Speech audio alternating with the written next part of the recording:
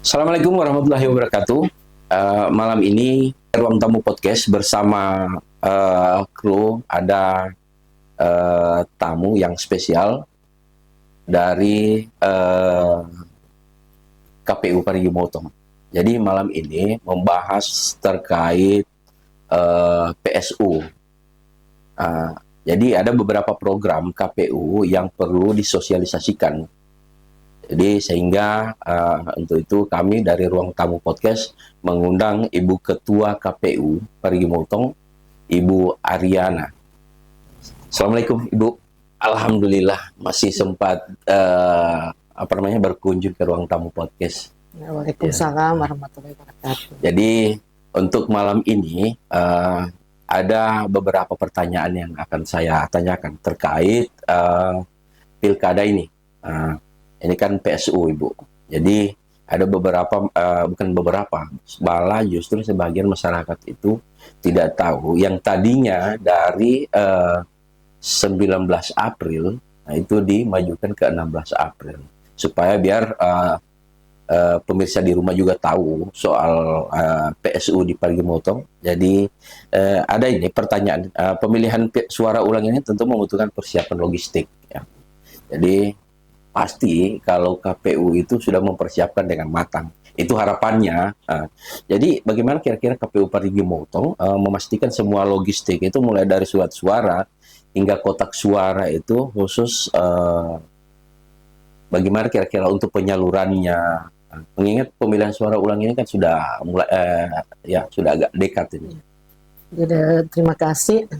Ucapan terima kasih saya selaku Ketua Lembaga KPU Parigi Motong karena lewat Ruang Tamu Podcast ini kami bisa sosialisasikan terkait dengan beberapa yang sudah kami lakukan pasca putusan Mahkamah Konstitusi.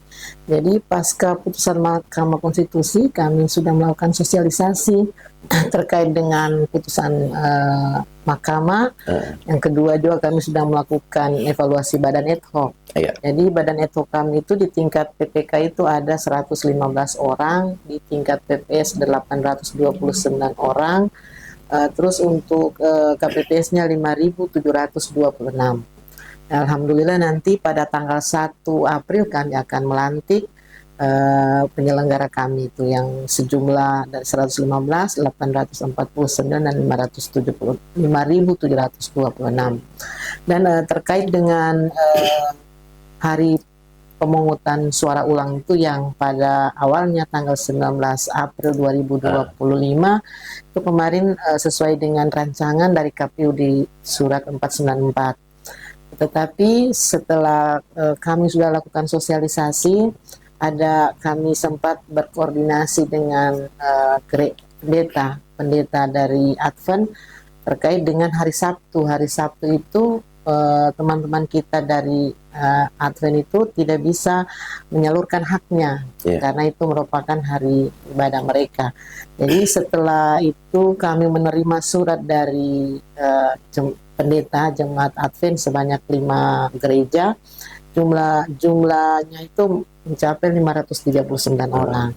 Jadi berdasarkan itu kami meneruskan meminta arahan ke KPU provinsi terkait dengan surat dari pendeta Advent dan itu sudah ditindaklanjut dan kami sudah mendapatkan arahan dari KPU RI disampaikan bahwa untuk penetapan hari pemungutan suara ulang itu diberikan kewenangan kepada KPU Parigi Motong.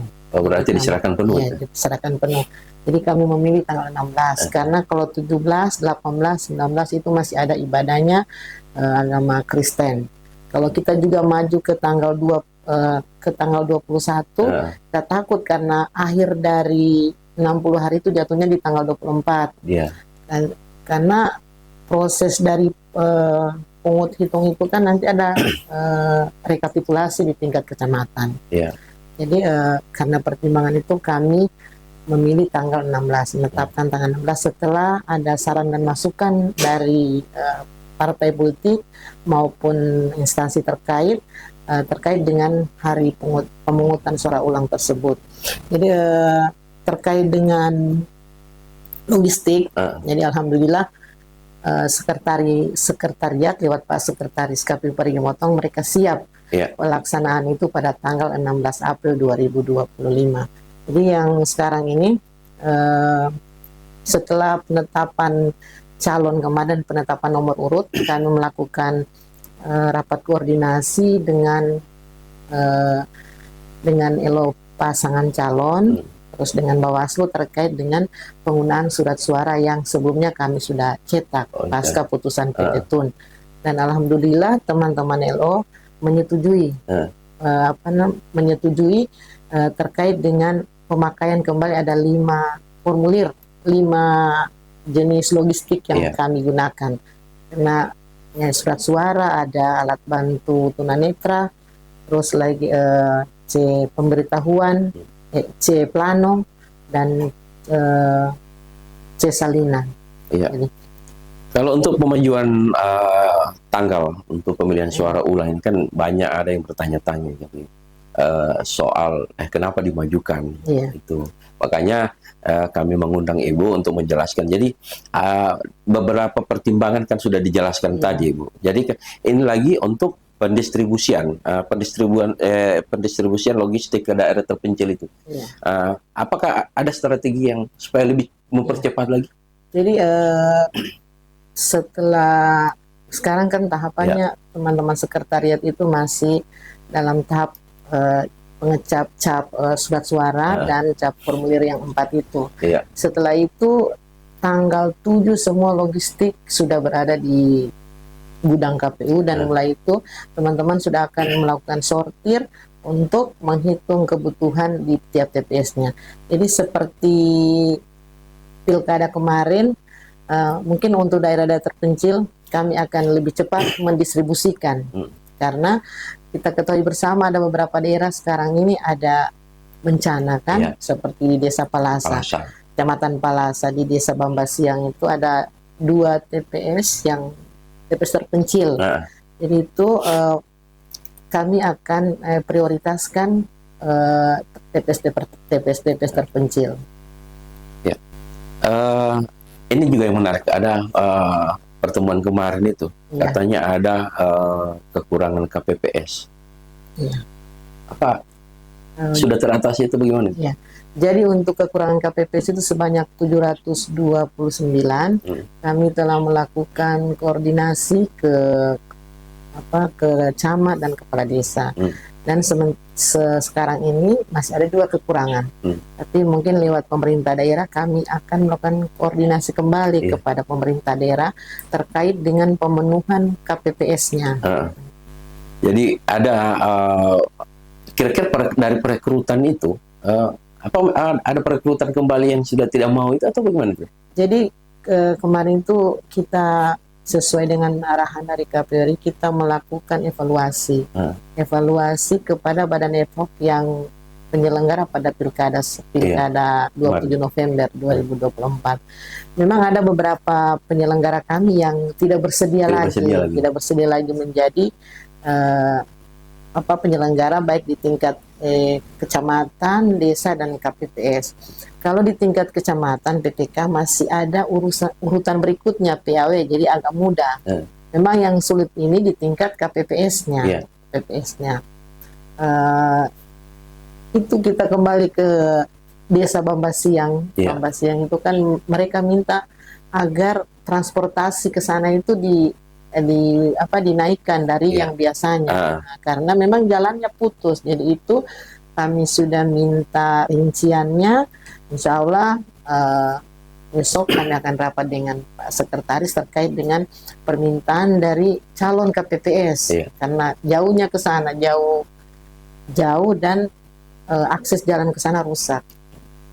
Jadi untuk pemirsa yang ada di rumah, nanti kelanjutannya setelah pesan-pesan berikut ini.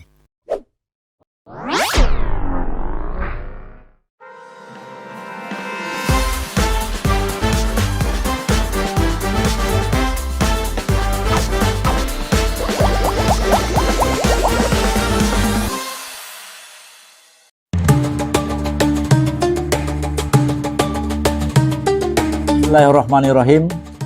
Assalamualaikum warahmatullahi wabarakatuh. Saya Isram Said Lolo, Ketua Dewan Pimpinan Wilayah Penguatan Ekonomi Kerakyatan Nasional Peknas Provinsi Sulawesi Tengah, mengucapkan selamat menyambut bulan suci Ramadan tahun 1446 Hijriah 2025. Semoga puasa kita 30 hari ke depan nanti berkah dan membawa keberuntungan buat kita dan semua keluarga.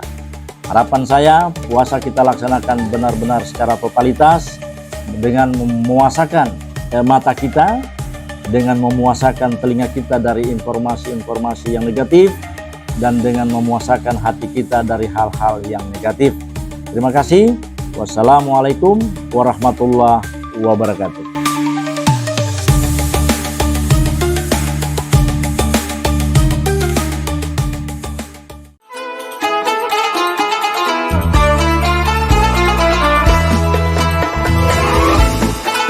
Bismillahirrahmanirrahim. Assalamualaikum warahmatullahi wabarakatuh. Saya Irwan SKM MKes, Kepala Bapelitbangda Kabupaten Parigi Motong, Provinsi Sulawesi Tengah, mengajak kita semua untuk bersama-sama menyambut bulan suci Ramadan 1446 Hijriah. Dengan rendah hati kami mengucapkan selamat menunaikan ibadah puasa tahun 2025 ini. Wassalamualaikum warahmatullahi wabarakatuh.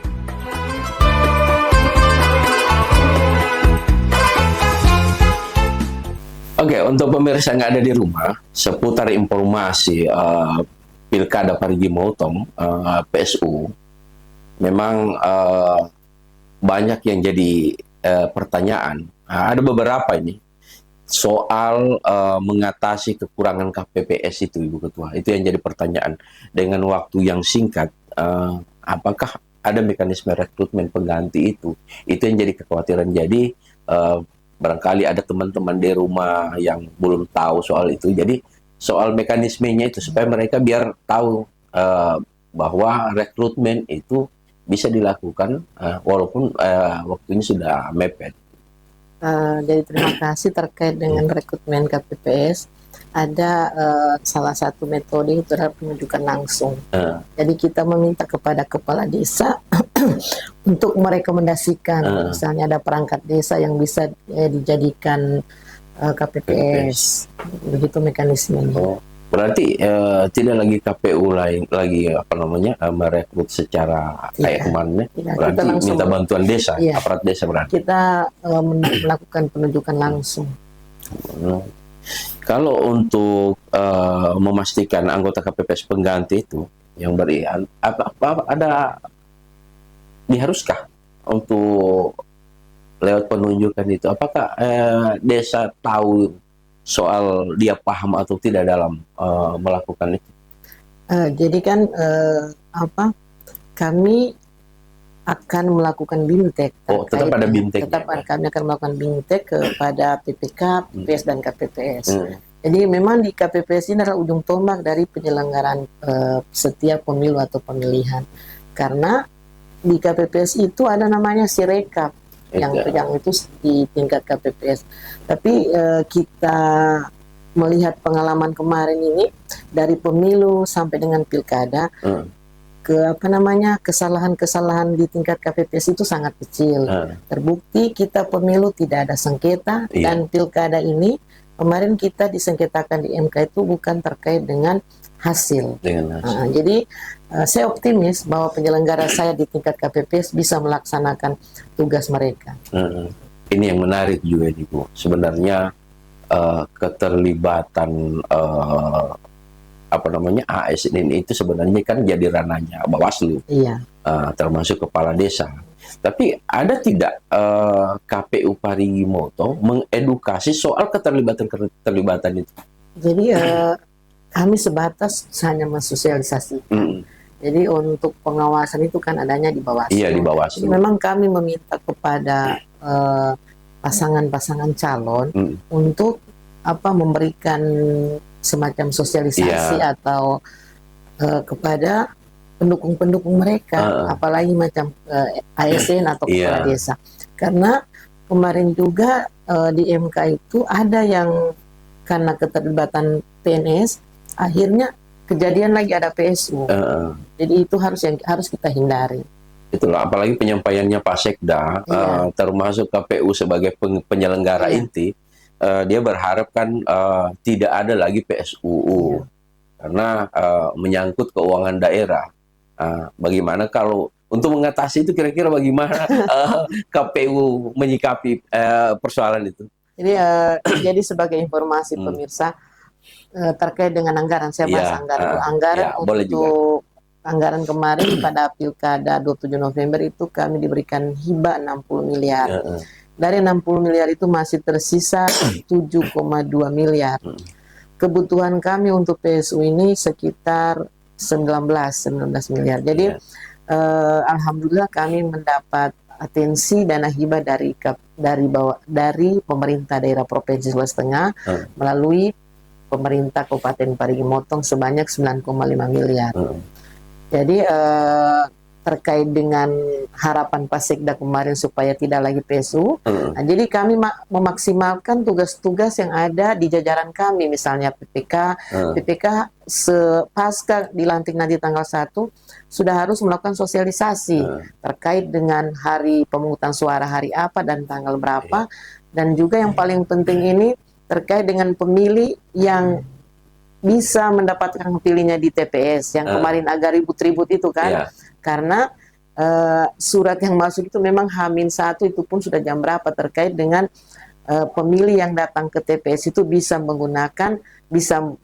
membawa buku nikah, itu kan informasinya memang kemarin agak lambat.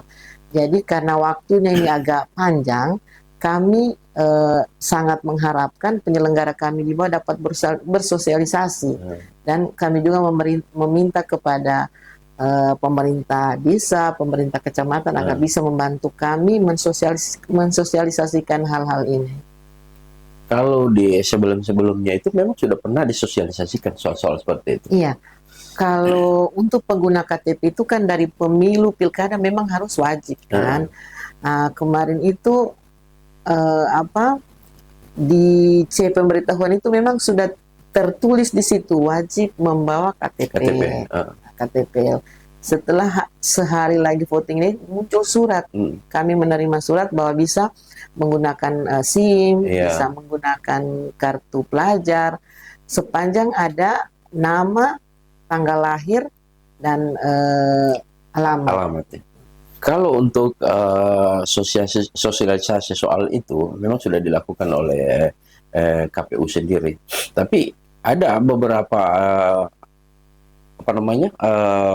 kayak kemarin kan Bawaslu menyampaikan bahwa kelengkapan itu harus dibawa, sehingga kemarin itu banyak yang golput itu yang tidak memilih karena ada kekecewaan kenapa aturan ini berbeda-beda.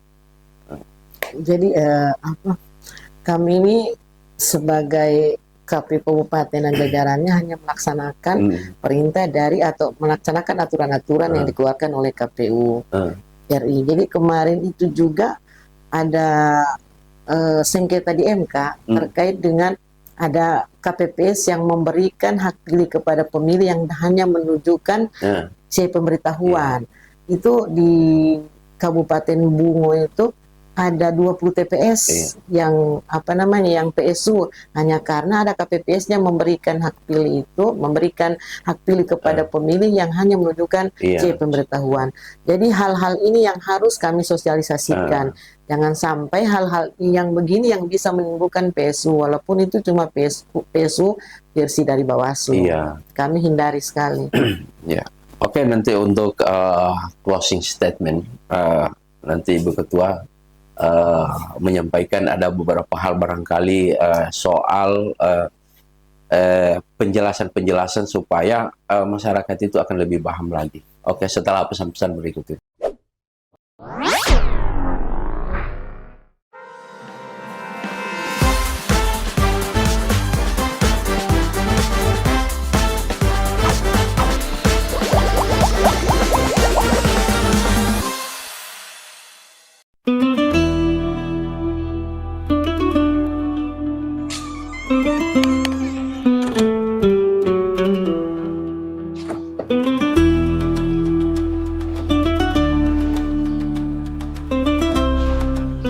Assalamualaikum warahmatullahi wabarakatuh. Ramadan adalah perjalanan menuju purnama keikhlasan, di mana hati kembali putih dan doa mengalun merdu. Di pintu ampunan yang terbuka lebar ini, saya haturkan maaf atas segala salah baik lisan maupun sikap yang pernah meninggalkan bekas di hati. Saya Rahmatia SP, Kepala Bidang Distribusi dan Cadangan Pangan, Dinas Ketahanan Pangan Kabupaten Parigi Motong, mengajak kita semua untuk bersama menyambut bulan suci Ramadan 1446 Hijriah dengan hati yang bersih dan mengucapkan selamat menunaikan ibadah puasa 2025 Masehi. Assalamualaikum warahmatullahi wabarakatuh.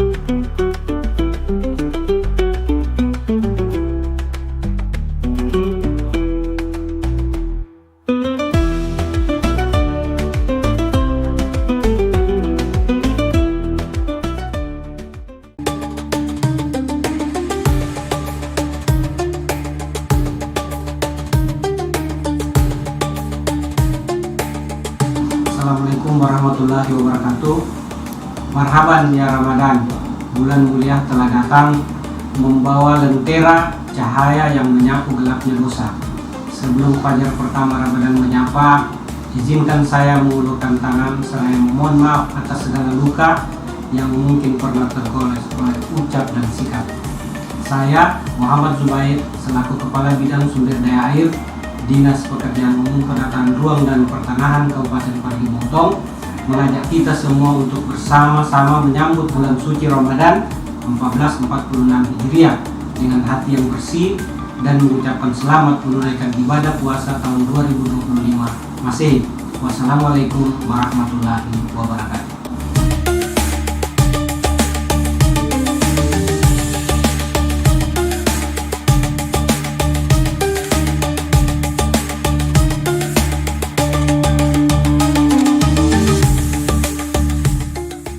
Pilkada Parigi Motong memang jadi salah satu barometer sebenarnya untuk keberhasilan daerah. Ya, sehingga pada PSU ini kami masyarakat juga berharap jangan ada lagi PSUU. Karena mengingat bukan PSUU-nya karena tidak mampu anggaran, tapi memang betul-betul anggaran juga diperas untuk daerah ini lewat PSUU, sehingga permintaan masyarakat juga agar tidak ada lagi PSUU. Tentunya ada harapan-harapan untuk penyelenggara seperti KPU Parigi Motong. Untuk pemilihan suara ulang ini, apa kira-kira pesan yang disampaikan supaya tidak ada lagi lewat sosialisasi podcast ini, mereka sudah bisa setiap pengunjung, setiap penonton itu pasti sudah saling mensosialisasikan diri tanpa melibatkan lagi masyarakat penyelenggara. Tapi walaupun itu menjadi kewajibannya KPU sendiri. Jadi terima kasih terkait dengan harapan kami selaku KPU Parigi Motong. Yang pertama, mengharapkan kepada masyarakat agar informasi-informasi yang didapatkan melalui podcast Ruang Tamu ini dapat disampaikan ke masyarakat lain terkait dengan hari pemungutan suara, terus pada saat pemilih, pada saat datang ke TPS harus membawa KTP dan dokumen lain yang memuat 3 unsur itu. Selanjutnya juga kami mengharapkan kepada semua masyarakat agar bisa turut serta di dalam penyelenggaraan PSU ini. Dan ucapan terima kasih kepada Ruang Tamu Podcast. Alhamdulillah. Karena selama ini kami kan mungkin masih kurang sosialisasi untuk media-media. Jadi melalui kesempatan ini atas nama lembaga KPU, saya mengucapkan terima kasih karena sudah memberikan ruang kepada kami untuk memberikan informasi-informasi terkait dengan pilkada untuk PSU-nya. Dan harapan saya mungkin kedepannya bisa diundang mungkin untuk divisi data dan divisi SDM dan Sosdikli, itu yang penting, divisi sosialisasi, agar mereka dapat memberikan informasi yang lebih terkait dengan PSU nanti Iya. tanggal 16 April Heeh. 2025. Kalau untuk sosialisasi memang kewajibannya kami Iya. sebenarnya. Tapi inilah bantuan kami. Walaupun agak kecil-kecil, jadi lumayan lah. Jadi ada lagi siapa tahu masih ada pemberitahuan untuk kedepannya apa kira-kira Jadi- yang akan dilakukan oleh KPU sendiri. Jadi untuk kedepannya ini sesuai dengan putusan MK, KPU Parigi Motong wajib melaksanakan 1 kali debat. Jadi kami akan melaksanakan debat itu sesuai rencana tanggal 12 April 2025. Jadi debat itu akan kami, karena efisiensi anggaran, Iya. insya Allah kami hanya melakukan live streaming YouTube. Berarti kalau untuk debatnya itu yang 4 ini saja. Iya, yang 4 ya. Kira-kira kalau untuk lokasinya Kalau lokasinya kita laksanakan di auditorium. ya dari hari, tanggal, jamnya supaya pemirsa Kalau di rumah itu juga nanti- lebih tahu. Kalau tadi itu masih permintaannya para LO itu tanggal 12, 12. tapi untuk waktunya belum bisa kami tentukan, masih kami akan rapat internal apakah siang hari atau malam hari. Iya, ada yang menariknya ini soal pemilih. Apakah pemilih pemula itu yang kemarin kan ada seperti pernyataannya Ketua Bawaslu bahwa jangan lagi ada pemilih pemula. Karena kemarin ada batasan soal KTP yang merekam kemarin itu yang belum mendapatkan KTP memang betul-betul yang memilih pada 27 November kemarin. Bagaimana dengan pemilih yang pelajar yang umurnya baru mau masuk di bulan April itu 17 tahun. 17 tahun.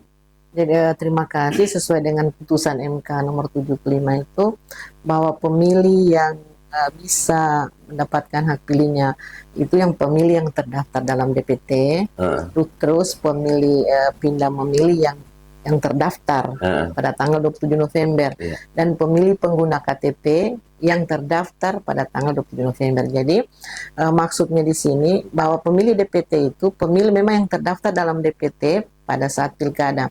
Jadi apabila ada pemilih yang nanti pada tanggal 16 April ini baru berumur 17 tahun, walaupun ada KTP-nya tidak bisa dilayani karena tidak terdaftar di dalam pemilih DPT. Begitu juga pemilih yang pengguna KTP, ada kan yang pengguna KTP. Jadi yang pengguna KTP itu yang hanya terdaftar di daftar hadir. Di daftar hadir yang pada saat 27 November, misalnya di sini di Kelurahan Bantaya, misalnya di TPS 1. Di TPS 1 ada 2 atau ada 5 pemilih yang menggunakan KTP elektronik pada saat 27 November yang tidak terdaftar dalam DPT dan tidak terdaftar dalam pemilih pindah memilih. Itu tidak bisa lebih, dan harus yang bersangkutan itu juga. Jangan nanti ada orang yang baru datang, saya ada KTP, misalnya saya ada KTP, saya harus bisa memilih. Kan yang bisa memilih itu yang mempunyai KTP. Itu tidak bisa dilayani. Kita cek dulu DPT apakah dia terdaftar dalam DPT atau tidak. Yang kedua, jika dia terdaftar, kita lihat juga dia terdaftar di TPS mana, karena memang ada aplikasi dari KPU itu cek DPT online. Di cek DPT online itu bisa dipastikan si A ini misalnya dia terdaftar di TPS berapa. Tapi kalau dia tidak terdaftar dalam DPT, tidak terdaftar dalam pindah memilih atau pengguna KTP, tidak bisa dilayani. Begitu ya. Supaya lebih masyarakat Parigi Motong lebih paham lagi. Pemilihan kemarin kan yang terdaftar itu yang khususnya di 27 November dia memilih. Bagaimana kalau dia di bulan Desember kemarin baru mengurus KTP? Sepanjang dia terdaftar dalam DPT, dia bisa dilayani pada tanggal 16 April nanti. Kalau terdaftar dalam DPT, kan kalau dia terdaftar dalam DPT, pasti akan mendapat C pemberitahuan. Jadi pada saat mendapat C pemberitahuan, ke TPS itu tetap membawa KTP. Jangan nanti setelah sudah C pemberitahuan, sudah biar dia bawa apa-apa, bisa dilayani. Itu tidak akan kami layani. Tidak bisa dilayani kalau tidak membawa KTP, foto KTP, terus fotokopi KTP, misalnya SIM, kartu anak, kartu pelajar, kartu mahasiswa, itu bisa. Yang tidak bisa sama sekali yaitu kartu keluarga. Kartu keluarga. Berarti walaupun dia sudah memiliki KTP di bulan Desember, Iya. tapi kalau belum memiliki Kalau dia tidak terdaftar dalam DPT tidak bisa. tidak bisa sama sekali. Karena paling banyak ini pemahamannya teman pemilih, yang penting sudah dapat ada KTP pada tanggal 16 April, padahal tidak bisa. Kalau pemilih pemula itu yang 17 tahun nanti bulan April, itu tidak bisa Tidak dilayani. bisa dilayani. Jadi yang bisa dilayani itu cuma pemilih yang terdaftar dalam DPT. Jadi untuk pemirsa yang ada di rumah, jadi persoalan KTP itu nanti walaupun Anda mengurus KTP di bulan Desember, tapi kalau tidak masuk dalam daftar itu tidak bisa memilih. Makanya penjelasan dari ketua KPU tadi sudah bisa kita pastikan bahwa tidak ada lagi ketambahan pemilih Tidak ada. dari 27 November kemarin. Oke, untuk pemirsa yang ada di rumah, jadi malam hari ini kehadiran Ketua KPU Parigi Motong barangkali bisa membantu lewat informasi ruang tamu podcast ini. Jadi kedepannya kegiatan-kegiatan KPU itu bisa dilihat di channel semua kayak YouTube, TikTok, Facebook. Jadi untuk teman-teman yang ada di rumah, ya barangkali kita jangan lupa follow juga. Jangan cuma tahu menonton tapi tidak tahu bawa follow. Jadi oke, terima kasih banyak. Assalamualaikum warahmatullahi wabarakatuh. Waalaikumsalam warahmatullahi wabarakatuh.